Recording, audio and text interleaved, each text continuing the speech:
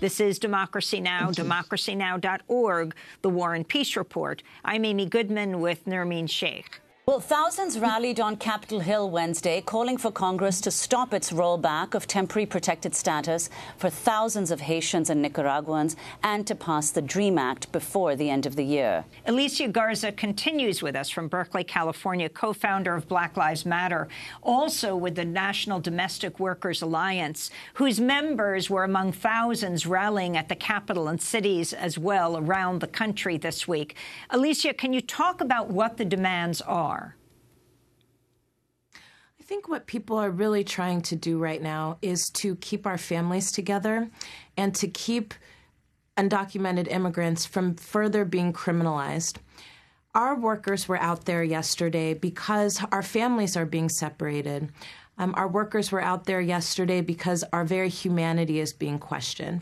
And so what I'm seeing is that folks are saying they want a clean DREAM Act, meaning they don't want additional provisions that further militarize the border. They don't want further provisions that continue to criminalize the folks that are the very engine of this country. And they don't want to trade criminalization and militarization for the promise of citizenship.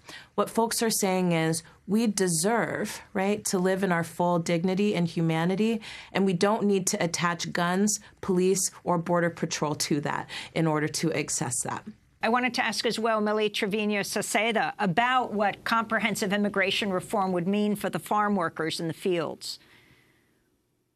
It would mean that thousands and thousands of women and men and their families are going to be coming out of the shadows. It would mean that there would be less threats against our people, especially women that are sexually harassed and assaulted and raped, that they are not going to be threatened anymore if anything is happening to them or they're abusing them, that they're not going to be treated the same way. Comprehensive immigration reform will keep the family together, will provide at least a good and safer environment for our community.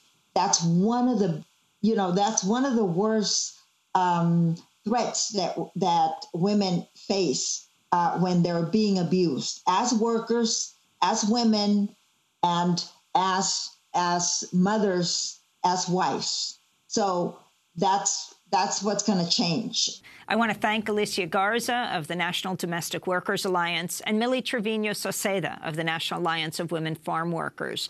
This is Democracy Now!, democracynow.org, The War and Peace Report. I'm Amy Goodman with Nermeen Sheikh.